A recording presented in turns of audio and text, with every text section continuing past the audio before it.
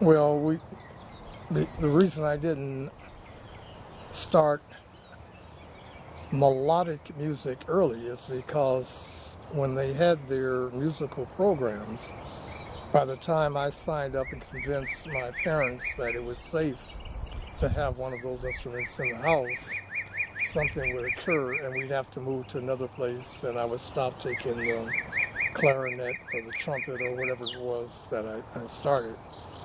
So there was not an official musical history, but all the time I was doing my percussive type things. And as I thought about this, most of my music was via dance. The types of dances that we were doing socially or other people were doing uh, contain the musical elements. And since they were most of them using your feet, which made sounds, for me that was my main percussion. Because most of the places we lived, people would not allow for too much sound, noise, music. So I had to kind of do that on the side. Well, the places we live, it might get stolen, you might get beat up coming home with something that someone, say, addicted to drugs might be able to sell for a few dollars, that sort of thing. And they didn't want the responsibility. It was hard enough with a 13-member family for them to make ends meet. Because my father was trying to do a business. He's probably one of the first black persons in Oakland that was trying to do a refrigeration appliance business, and he wasn't greeted too well by the establishment. They didn't think he should be able to do things like that, so we ran into some troubles like that. So yeah, the music then was basically through the feet, listening to music on radio stations. Not only was the playing of these different rhythms being magnified, but the projecting of the music to other people for them to play was also occurring, although I wasn't quite as aware that that was going on. But when I met Sun Ra and I saw the big band that he had, and some of the ways that they were doing what they were doing. Sun Ra came to my house one time when I was practicing up in my garage how to play five drums, which was a no-no in those kind of places. And he then came to the drum circle where we were doing that inclusive thing and looked and said, okay, I want you to bring those people right there that are playing with you and come play with us at the Greek Theater Jazz Festival. And I was going, okay, if you say so.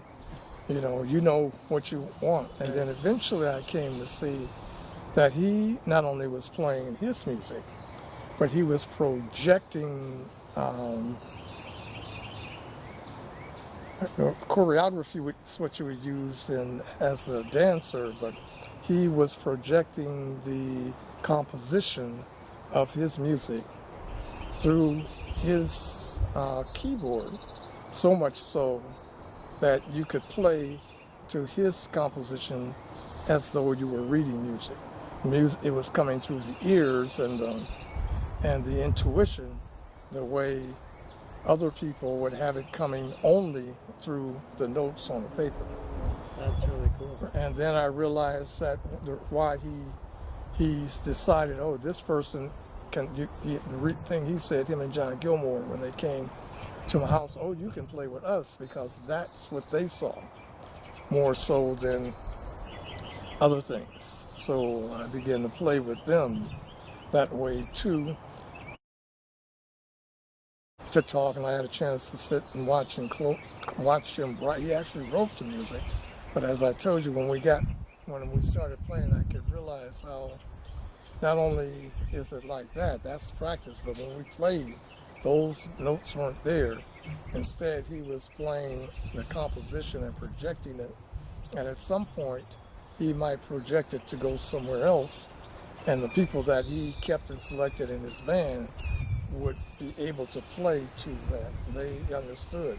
It was not free improv because he was very strict about people doing things that they shouldn't have done, too much music, too much too much drums, too many. He'll tell you that he expected you to be able to intuitively and ear follow the production. When it goes this way, you don't do that, because he had ways when he wanted solos from people, he would play a certain pattern of music so everybody else would just stop and only that person would play. And as I played with him, and we eventually went to Europe and toured, it was very clear when it was time to step out, step forward, as opposed to stay within the weave and within the practice that we had done before.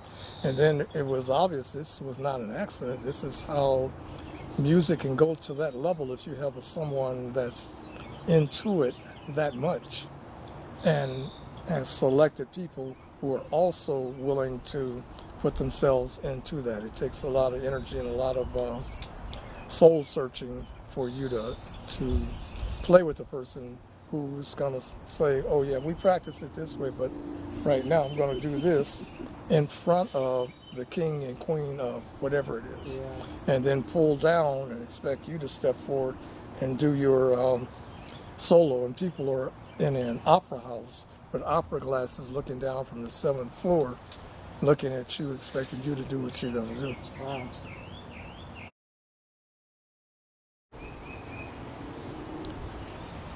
The suppression of ethnic peoples as a history of this world was consistent all over the world.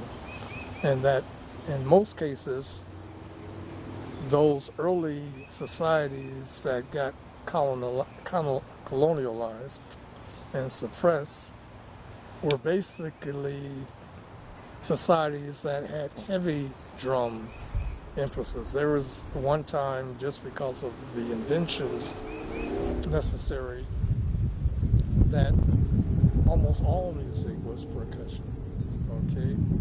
And unfortunately, those were the times when colonial powers were doing what they were doing to achieve their ends. And one of the things that they realized that they would have to do is stop the artistic, religious, spiritual activities